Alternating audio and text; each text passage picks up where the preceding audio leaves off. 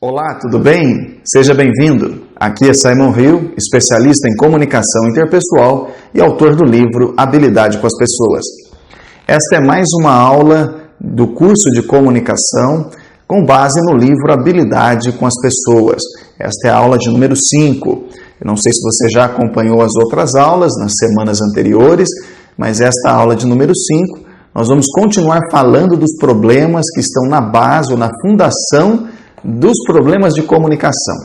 Quais são as causas dos problemas de comunicação, que são causas gerais, que causam aí os problemas de comunicação mais comuns, como a dificuldade de persuasão, a falta de assertividade, não saber dar e receber feedback. Você vai perceber ao longo desse curso que muitas vezes a pessoa não sabe escutar, por exemplo, por causa de um desses problemas que nós estamos falando nestas primeiras aulas.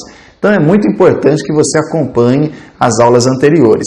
Se você está começando o seu curso de comunicação ou a primeira aula que você está assistindo for esta, eu vou pedir para você assistir às aulas anteriores também. Em geral não são aulas muito longas, fica aí na média de 50 minutos, às vezes 40, dependendo do tema que a gente está trabalhando naquela aula. A aula fica até mais curta, então eu acho que vale a pena que você assista às aulas anteriores. Se você já tem o seu exemplar do livro Habilidade com as Pessoas, que é este daqui, ó. Ok?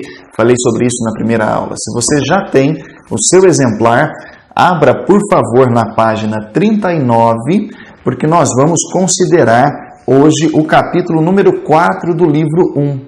O livro 1 trata da comunicação como uma arte esquecida e o capítulo 4 tem como tema modismos. O que é um modismo? Um modismo é a mania da moda.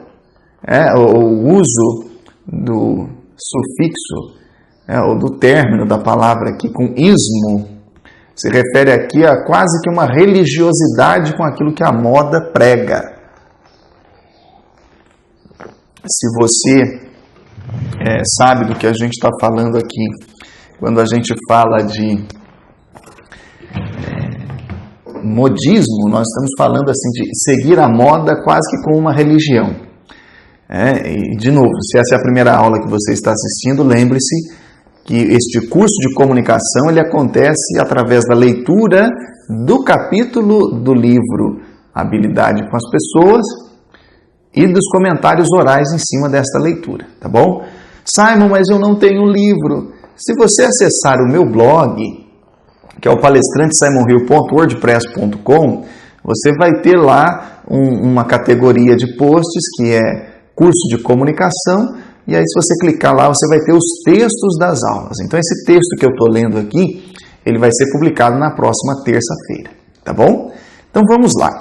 Nós vamos considerar hoje o capítulo 4 do livro 1, Arte Esquecida, na página 39, novamente com leitura e comentários orais. Lembre-se que modismo se refere a seguir a moda quase que como uma religião. Até mesmo nas universidades e ditas escolas de educação tecnológica, não há ninguém ensinando corretamente o que é a comunicação interpessoal, o que abre margem para ensinar os modismos do mercado de trabalho. Por que isso é relevante? Porque nas aulas anteriores eu falei sobre os problemas de comunicação, que são a falta de estímulo e o ensino de conceitos errados sobre comunicação. A falta de estímulo é uma falta de educação doméstica sobre comunicação. A falta de estímulo, é claro que é uma responsabilidade dos pais estimularem a comunicação dos filhos. Depois eu falei que a escola primária não é capaz de fazer isso. E agora eu estou dizendo aqui que as faculdades também não. Então, neste capítulo, nós vamos entender um pouco melhor isso. Porque como a comunicação interpessoal não é ensinada nos bancos de casa, nem nos bancos da escola e nem nos bancos da faculdade, abre-se uma brecha para ensinar o modismo do mercado de trabalho. Aquilo que o mercado quer que a pessoa saiba é o que a faculdade ensina. Então, vamos lá. Cada nova moda vira a última tendência. O que passa direto pelo senso crítico das pessoas é que uma tendência indica uma inclinação para algum lugar ou para uma ação específica, e ninguém se pergunta para onde a nova tendência leva ou para que tipo de ação ela tende. Uma tendência é uma inclinação para uma direção. Ninguém pergunta para onde essa tendência está nos levando. Com o uso de modismos, dão-se novos nomes para problemas antigos, o que serve apenas para tirar o sujeito do foco. Por exemplo, contar histórias que traziam valores culturais embutidos, para os gregos era chamado de mito. No tempo de Jesus de Nazaré, se chamava parábola. Houve um tempo em que esta prática era chamada fábula. Em alguns países do Oriente Médio, se chamava fábula. Olha, conta a fábula do Nasruddin, por exemplo. Depois isso virou conto. Nas décadas de 80 e 90 do século passado, o nome dessa prática de contar histórias mudou para metáfora, amplamente influenciado aí pela PNL. Agora, contar histórias para ilustrar ideias no mundo empresarial, como é que chama? Storytelling. Então, olha que interessante. Um de meus clientes, administrador de empresas e pós-graduado em gestão de pessoas, disse certa vez que este hábito de dar novos nomes para as mesmas coisas é útil para renovar o interesse. Vai vendo. Então, ele acredita que uma vez que você conta uma história de um jeito diferente, chama a coisa por um nome diferente, isso acaba por renovar o interesse. Ele ficou chocado quando eu falei para ele que esse é um costume errado. Por quê? Porque ele não serve para outra coisa se não tirar o sujeito do foco. Então, eu sempre acreditei que entender o que significa um assunto, entender o que significa uma tendência, é mais importante do ponto de vista da utilização. Então, deixa eu terminar aqui a leitura desse parágrafo que você vai entender. Infelizmente, o ensino profissional, aquele que vem dos bancos acadêmicos, tem se concentrado nas tendências do mercado. E por isso, foca-se no modismo e não no que ele realmente quer dizer, aonde levará e o que significará concordar com ele. É claro, né? Se você ouve uma metáfora e essa metáfora fala para você que você tem que ser mais otimista, que você tem que acreditar no poder do pensamento positivo, isso tira o seu foco da ação presente e coloca você sempre acreditando numa esperança, num mundo melhor. E quase sempre essa esperança vem de um salvador, né? Você já reparou nisso? A nova tendência, o novo fulano vai fazer com que você consiga resolver aquele probleminha que você tem desde a adolescência. Aí você passa a ter esperança naquilo. É o mesmo que acontece com as metáforas. Eu acho estranho isso porque hoje, se você fala de um mito, de uma fábula, de um conto, isso aí dentro do ambiente acadêmico, eles riem de você, eles falam que isso é senso comum. Da mesma forma que o senso comum da Grécia era o mito. Existe já uma linha de trabalho que já diz assim, olha, não é bem por aí não. O mito, apesar de ser uma história alegórica, quase que um folclore dos gregos, ele encerrava, dentro de cada história, uma transmissão de valor muito importante e que hoje a humanidade carece disso. Então, o mito não é porque ele não tem causa e efeito, não é científico que está errado. É o contrário, né? Você vê as parábolas de Cristo, até hoje tem, de Jesus, né? Ele passa a ser Cristo depois que ele é ressuscitado e assume seu lugar no céu, né? Então, as parábolas de Jesus, por exemplo, enquanto ele estava na terra contando os seus ensinamentos, os ensinamentos do bem viver de acordo com a vontade do Pai dele, essas metáforas, parábolas, fábulas, tanta força que atravessaram séculos. Porque porque encerram dentro de si, dentro dessas histórias, elas têm ali conceitos morais, valores morais, que fazem com que a pessoa sinta-se esperançosa. Então, a minha crítica aqui é quando você usa, por exemplo, um storytelling, a técnica de contar histórias no meio corporativo, para falar valores errados, para incentivar o sujeito a ser, por exemplo, um profissional que só pensa no trabalho. Entendeu o ponto? Olha, você tem que ter foco na sua carreira, você tem que ser um cara que está focado, decidido a conquistar as coisas, a fazer as coisas. Só que todo mundo esquece que esse cara tem família. Porque você já reparou? Vamos aproveitar e falar um pouquinho sobre isso aqui, que o exemplo cabe bem. Você já percebeu que existe um movimento mundial contra a empresa familiar? Já reparou nisso? Hoje, o modismo que se vê com muita frequência é de que a empresa familiar não é profissional e que a gente tem que buscar o esquema da empresa multinacional. Já reparou nisso? A empresa familiar não é profissional, é o que todo mundo fala, e a empresa multinacional é que está certa. Só que na empresa multinacional, você não tem, por exemplo, a figura de uma pessoa que manda, né? Não tem ali um patriarca que dá as ordens. Então você respeita a hierarquia do sujeito só por causa do cargo, não por causa da pessoa que ele é. É claro que a estrutura de uma multinacional é diferente da estrutura de uma empresa familiar. O que não quer dizer que aquela empresa familiar, que tem aí 89, 90 anos, ou até mesmo 20 anos, está errada. Então isso é um modismo também, você pensar que só as multinacionais sabem o que estão fazendo. E que o seu pai, o seu avô que fundou a empresa deram sorte. Sorte não faz um sujeito ficar 20, 30 anos no mesmo mercado. É um modismo. Na sequência, à época que eu escrevi este capítulo, 2 grupos acadêmicos que organizavam semanas de capacitação em suas universidades procuraram-me com o objetivo de que eu ministrasse uma palestra sobre gestão 3.0 nas organizações. Já faz um tempo que eu escrevi esse capítulo. Como já há algum tempo o meu campo de estudo é a comunicação interpessoal, eu fui pesquisar o que era a tal da gestão 3.0 que esses 2 alunos do curso de administração haviam me procurado e pedido.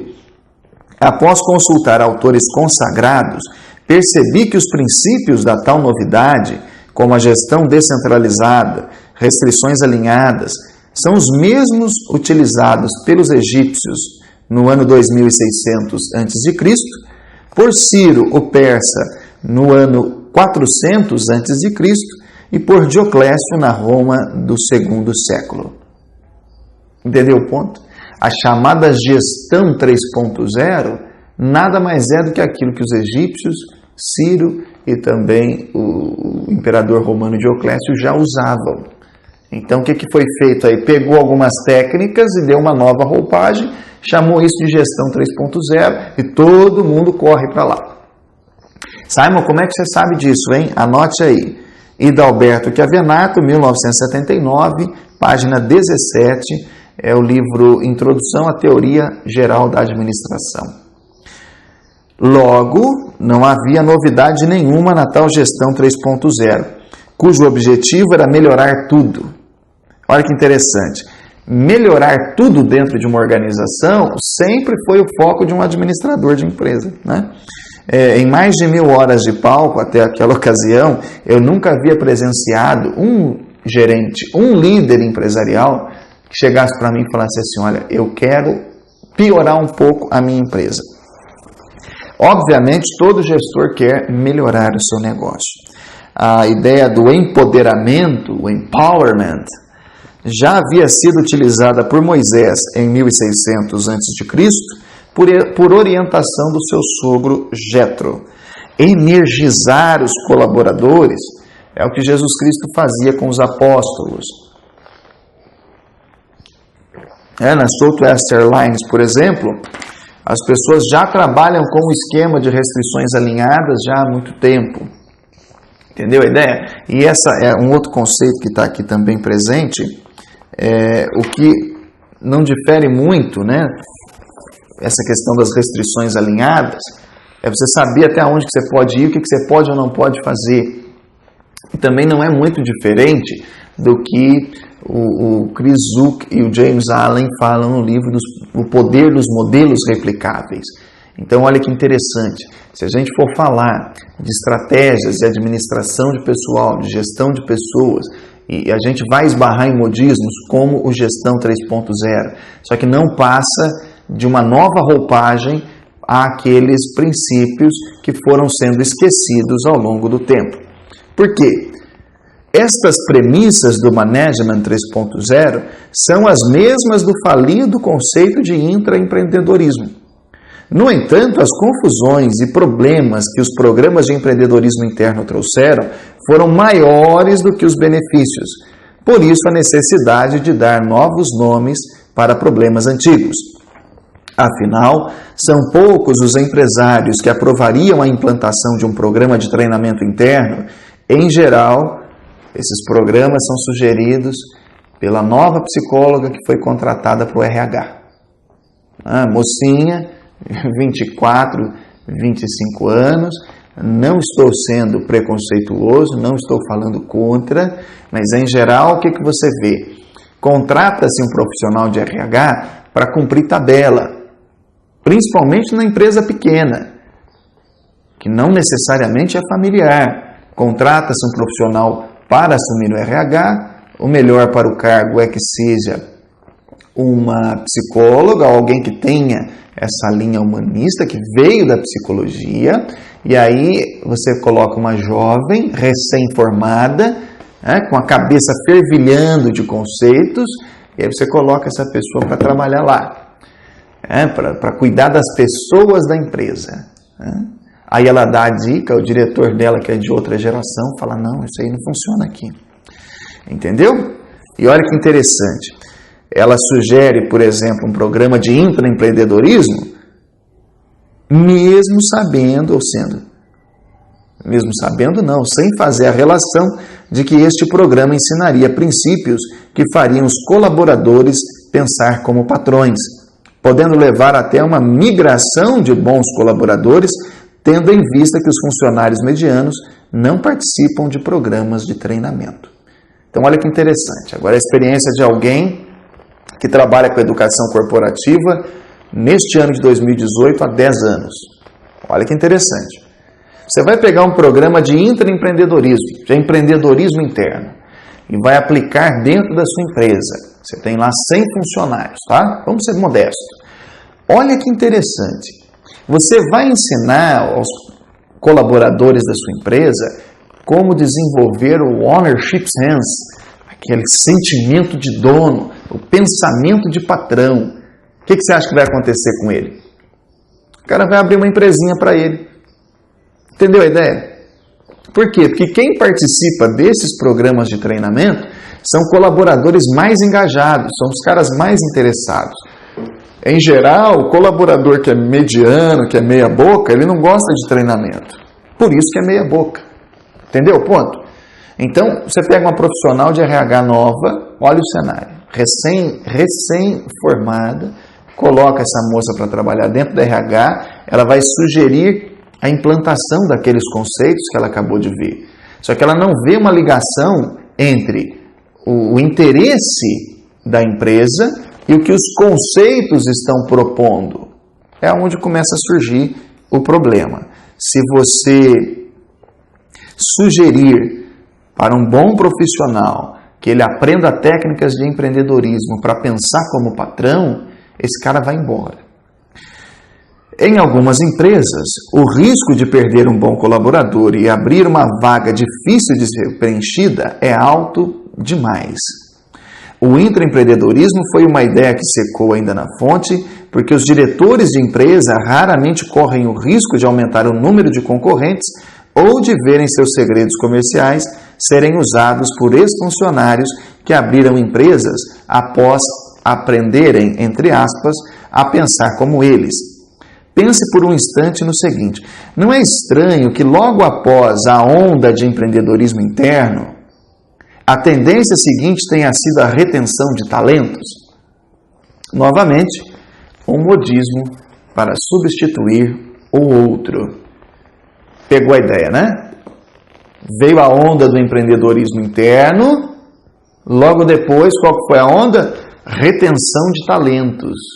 Só você observar.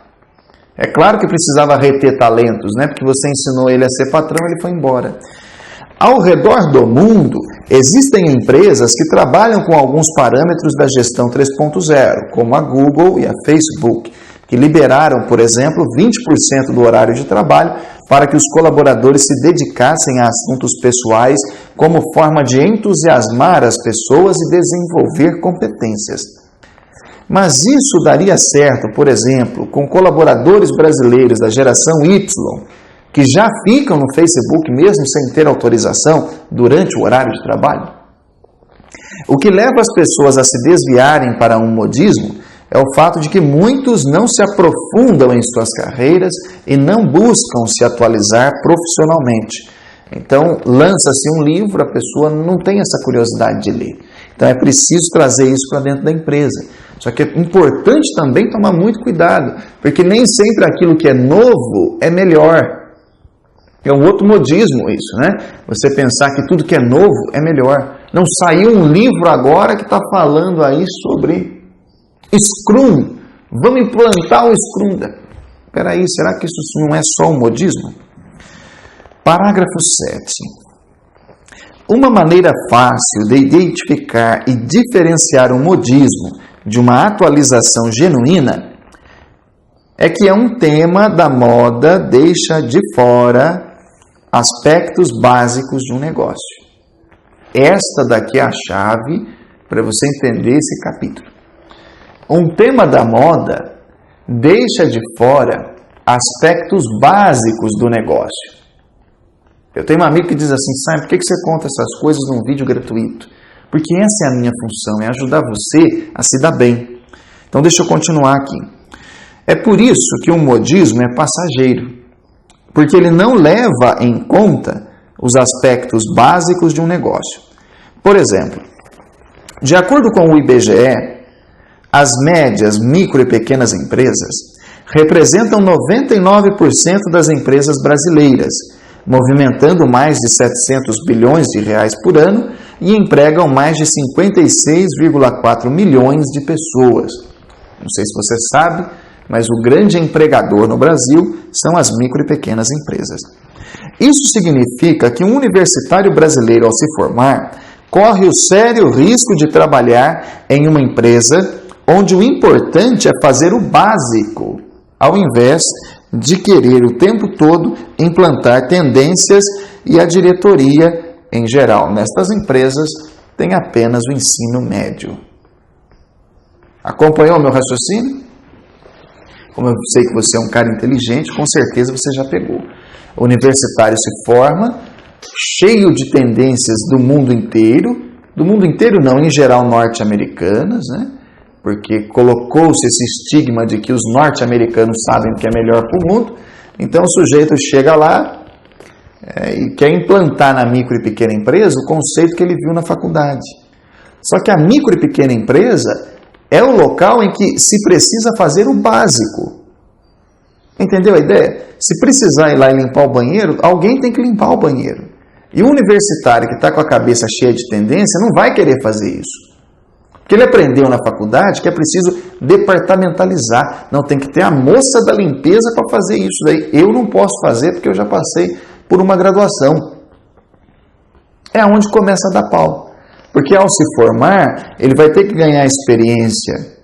Ele vai ter que passar por uma micro e pequena empresa que, em geral, é dirigida por um cara que tem um ensino médio, quando muito. Então vamos lá. Fiel à regra de ensinar modismos, a literatura de negócios começou a chamar a comunicação interpessoal de inteligência social. Um modismo que nem é deste século. Sabia disso? Essa história começou na década de 20 do século passado, quando o psicólogo da Columbia University, Edward Thorndike, para fazer uma pronúncia um pouquinho melhor para você, se você quiser pesquisar aí no Google, é Thorndike, ele propôs que a eficiência interpessoal era de vital importância para o sucesso em muitas áreas, sobretudo para a liderança. Esta ideia foi desprezada por David Wechsler quando criou o teste de QI, mais utilizado no mundo até a década de 50. Na década de 50. Àquela época, o conceito de inteligência social de Thorndike foi tratado como sendo apenas uma inteligência geral aplicada a situações sociais.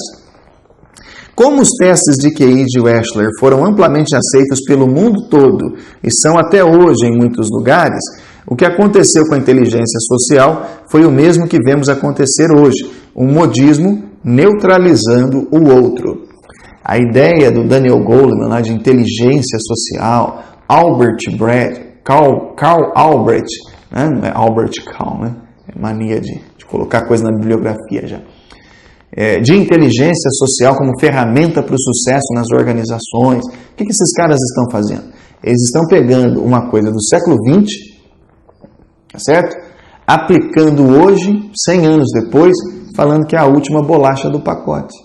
Quando, na verdade, isso é um nome novo para o que nós estamos falando, que é comunicação interpessoal. A partir de agora, eu vou me aprofundar um pouquinho mais, criticando alguns livros para você, tá bom? No fim do século passado, quando Daniel Goleman publicou Inteligência Emocional, abriu brechas para reacender a visão de Thorndike de que a inteligência social deveria receber uma atenção especial. O que ele mesmo faria em 2006 com a publicação de Inteligência Social. Em 95, Goleman destacou os efeitos imediatos que uma interação social pode gerar nos envolvidos com base na neurociência. Porém, a própria abordagem de Goleman sobre as emoções recebeu a influência de outro autor, Howard Gardner, que na década de 80 apresentou a teoria das múltiplas inteligências em oposição ao modelo de inteligência de Wechsler. Vai vendo onde que eu quero chegar. O trabalho de Gardner foi aceito e aplicado em muitos casos como substituição aos testes de QI de Wechsler. Medir os níveis de múltiplas inteligências dos colaboradores virou moda pelo mundo inteiro. Como é que eu sei disso? Eu aplicava nos meus treinamentos de educação corporativa os testes de inteligências múltiplas. Ao reacender a proposta de Thorndike, Goleman não esclareceu o assunto. Antes, usou as palavras do momento para reforçar sua teoria de inteligência emocional. Um leitor mediano percebe que ao combinar as inteligências intra e interpessoais de Howard Gardner, tem-se o modelo de inteligência social de Goleman. Entendeu o ponto? Então, é claro, né? É claro que, deste modo, quando você pega a inteligência intra e interpessoal, você cria uma inteligência à parte, que é a inteligência social. Ok? Só que isso não aconteceria, veja bem, se ele não tivesse, no meio do caminho, tido acesso aí ao trabalho de Howard Gardner. Então, estamos fazendo aqui uma linha do tempo. Quando, na década de 20 do século passado, Edward Thorndike propôs a ideia de uma inteligência social, o queridinho do momento já era o Wechsler. Tá? Então, os testes de QI tomavam conta do momento. Tanto era o trabalho da moda. Tanto é que Edward Thorndike ficou enterrado, por assim dizer, até que Daniel Goleman trouxe isso aí à tona. Só que o Goleman, o que ele fez? Ele criou um modismo. Porque aí ele pegou aquilo que o Howard Gardner já havia trabalhado e falou assim, não, isso aqui dá para fazer uma inteligência. Ele podia simplesmente ter chamado de comunicação interpessoal. Ainda bem que não chamou, porque é o meu trabalho, né? Eu vim desmentir esses caras. Simon, como assim? Você é peitudo, hein? Um professor na internet, com uma escola de comunicação no YouTube, falando que o Daniel Goleman, o queridinho do Beautiful People, tá errado. Tá errado. Ele não fez nada além de pegar o trabalho dos outros. Eu estou pegando para criticar e para dizer que está errado. Então vamos lá. Deste modo, parágrafo 10, hein? Deste modo, pode-se concluir que a inteligência social, na visão de Goleman, é uma ferramenta para a aplicação da inteligência emocional. Assim, uma vez que o sujeito se fortaleceu interiormente, precisa aprender a expressar esta força interna, se é que nós podemos chamar assim, nas interações sociais. Se você pegar lá o livro Inteligência Social, do Daniel Goleman, publicado em 2006, que é a minha edição aqui, na página 116. Quem também se empenhou em apresentar uma metodologia para aplicar a recém-criada ciência da inteligência social foi o Carl Albrecht, autor do livro Inteligência Social, a nova ciência do sucesso. Um outro autor famoso também, que tem um livro nessa linha, é o Tony Buzan, mas aqui já mostra mais uma versão autoajuda da inteligência social. Interessante até essa ideia de autoajuda, porque ele é um acadêmico, né? Tem também uma relação aí com os testes não os mapas mentais, mas o livro dele é bem autoajuda sobre inteligência social.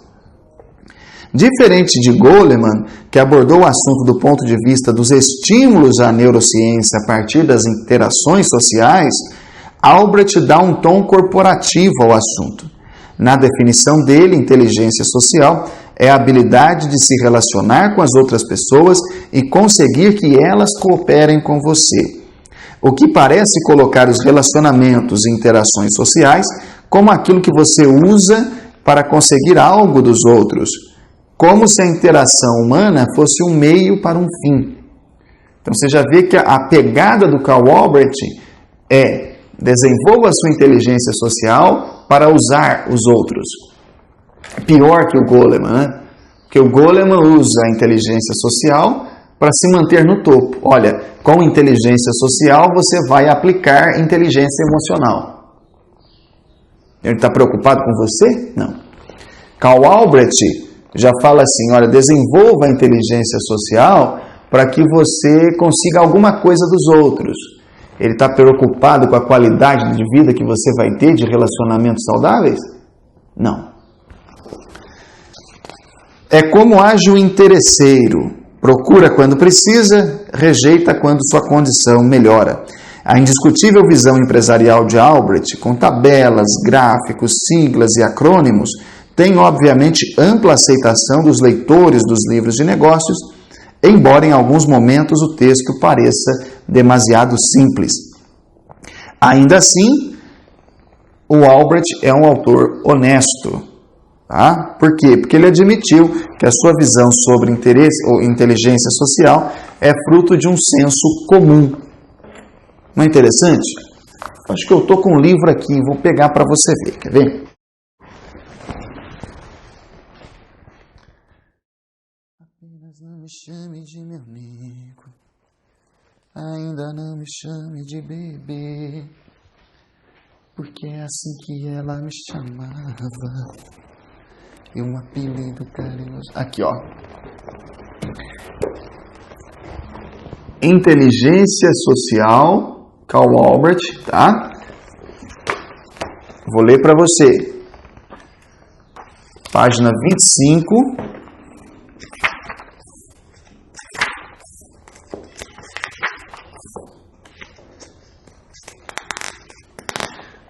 Da edição de 2006, diz assim, olha, o subtítulo é Space, habilidades de interação, é aquela mania do administrador de empresa de pôr sigla para tudo. Aí ele diz assim, olha, uma vez que não possuo credenciais formais como psicólogo ou pesquisador acadêmico, prefiro invocar uma espécie de imunidade diplomática. Os caras se acham mesmo. sem a menor obrigação para com a tradição de pesquisa psicométrica, sinto-me relativamente livre para começar com o conceito do professor Gardner de inteligência social como dimensão legítima da competência humana e tentar construir um modelo baseado em grande medida na experiência e no senso comum. Ué, e como é que um acadêmico que sai lá da universidade cheio de... um administrador, né? Sai lá cheio de conceitos de administração, de senso crítico, de visão estratégica, depois começa a seguir o senso comum. E aqui você vê a edição que eu tenho do Daniel Goleman, Inteligência Social, tá bom? Eu estou citando essas obras para você aqui sobre uma ótica negativa. Por quê? Porque esses caras, o que eles fizeram foi literalmente aproveitar a onda e, como se diz popularmente, tiraram deles da reta, tá bom? Deste modo, se compararmos as abordagens de Goleman e Albrecht, que é o que eu fiz, né? Não assim de maneira tão simples como aqui no vídeo, né? Notaremos que são similares em diversos pontos, apresentando suas diferenças apenas no que tange ao público a que cada uma se destina. Albrecht escreveu para negócios como uma forma de atualizar o profissional atuante que admite a importância das relações humanas, mas se for para ler mesmo, prefere ler sobre finanças, sobre economia, né? Enquanto que Goleman escreveu para profissionais da área comportamental. Mesmo assim, a utilidade do outro não deveria ser o objetivo principal de uma interação social. Não é preciso necessitar de algo para só então se relacionar bem com os outros, ainda que o objetivo seja a busca do autoconhecimento através desses relacionamentos. Por que eu critico esses dois trabalhos, de Daniel Goleman e Carl Albrecht sobre inteligência social? A resposta: nos dois casos a visão é autocentrada, um ponto negativo, pois as abordagens deles dão brecha para entender a noção de inteligência social como uma forma premeditada de se relacionar com os outros para se dar bem e usá-los. Os modelos de Albrecht e Goleman são excelentes ao que se propõe comercialmente, mas no que diz respeito às relações humanas, são falhos. Não melhora você como pessoa. Se a gente fosse fazer uma leitura filosófica das obras dele, você vai ver ali Maquiavel prontinho ali. Entendeu a ideia? Os outros são um meio para um fim, só isso. É por isso que a qualidade de vida do sujeito não melhora com os livros deles. É neste momento que você se pergunta: Simon, por que eu deveria aceitar então a sua abordagem ao invés da abordagem deles? Olha que interessante, eu vou ler para você aqui uma nota de rodapé que eu coloquei nesse capítulo. Diz assim: certo dia, em um curso em Company, um participante levantou a mão e disse: Simon, você critica autores consagrados mundialmente como Daniel Goleman e Carl Albrecht. Quem é você para desbancar os caras? Puta. Minha resposta: entendo o seu ponto de vista, mas meu trabalho se baseia na busca pela verdade, não no que vende mais no momento. Não escrevo isso para agradar um público específico e vender livros, mas para mostrar as coisas como elas se apresentam para mim. Este é um ponto muito importante. Eu sou um escritor que lê a realidade. Aquilo que se apresenta para mim, eu traduzo, ponho por escrito. Levando em conta o que eu estudo sobre o assunto com recursos próprios, não tem financiamento acadêmico, não tem editora por trás, sem ganhar nem um centavo para isso e sem perspectivas de vender uma cópia sequer, minha pesquisa tem muito mais chance de ser fiel à realidade do que a desses caras, ok? Se é que eles fizeram pesquisa, né? Porque o Albrecht sumiu aqui, ó. Ele falou: eu não sou um pesquisador acadêmico, eu vou me valer de uma imunidade diplomática, ou seja, eu tenho aqui uma diplomacia que me permite transitar por onde eu quiser, tá bom? Lembrando que um princípio de sustentabilidade é avaliar se uma ideia se mantém sem o auxílio dos esforços de marketing, será que os ditos autores seriam mundialmente conhecidos se não fossem os esforços das editoras comerciais? Olhando por esta perspectiva, quem são eles para me desbancar? Nessa ocasião, o Pedro Paulo, que foi o cara que fez a pergunta, se você estiver assistindo, Pedro, saiba que aquele nosso desentendimento me rendeu uma clareza de raciocínio muito grande. Tanto é que eu coloquei aqui, tá bom? Obrigado, continue assim, batendo de frente com os professores, e com certeza aqueles que forem bons ficarão de pé, né? Porque essa é a ideia que eu quero passar para você nesta aula, tá bom? Tudo o que eu fiz foram 10 anos de pesquisa com interesse próprio e recurso próprio. Publiquei o livro Habilidade com as Pessoas, não foi para vender cópias, né? Porque se eu quisesse vender cópias, eu não faria um livro desse tamanho. Olha aqui. Olha o calhamaço que é isso aqui. São 430 páginas de tamanho didático. Deixa eu comparar para você. Aqui, ó. Tá vendo? Quer ver o livrinho de um administrador de empresas? Olha aqui, ó. É isso aqui que o senso comum dele produziu, ó. Isso daqui é o que a minha pesquisa acadêmica produziu. Então, quando o Pedro Paulo falou isso, quem é você para desbancar os caras? Eu inverti o jogo, né? Será que eles, com recurso próprio, sem perspectiva de venda, sem querer ganhar nada em cima, fariam um trabalho como o meu? Então, quem são eles para me desbancar? Queridinhos do Beautiful People. O que você está fazendo ao apresentar a comunicação interpessoal com a habilidade com as pessoas, com esse tema, também não é um modismo? Será? O que você pensa?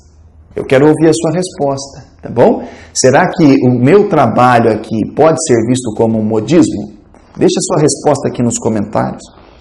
A comunicação interpessoal, como é abordada no meu trabalho, não é um modismo porque ela é uma habilidade que todo ser humano tem desde a criação do homem, independente de QI ou de consciente emocional, e serve para satisfazer uma necessidade humana básica, que é de se relacionar. Além do mais, a tal inteligência social só poderia ser aplicada a partir de uma habilidade de comunicação.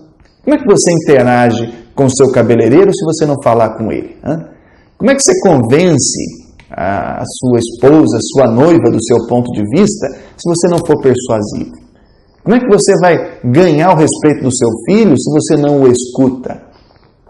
Entendeu o ponto? Como é que você vai ensinar aquilo que você sabe para o seu aluno, para o seu colaborador, se você não tem um pouquinho de oratória? Esse que é o ponto. Então, se você disser assim, Simon, mas a habilidade com as pessoas também é um modismo. Não é, porque eu não desconsidero os aspectos básicos da natureza humana. Muito pelo contrário, né? Eu estou tratando da base. Ok? Como consequência dos modismos amplamente aceitos nos meios acadêmicos e empresariais, perdeu-se o foco do que realmente importa, o desenvolvimento das habilidades comunicativas essenciais, como, por exemplo, a capacidade de identificar e tratar os ruídos mentais. Só que sobre ruídos, nós vamos falar na próxima aula, tá bom? Aqui é Simon Hill, especialista em comunicação interpessoal e autor do livro Habilidade com as Pessoas. Esta foi mais uma aula do nosso curso de comunicação e na aula de hoje nós falamos sobre o perigo de aprender modismos do mercado. Um forte abraço e até o próximo sábado. Tchau!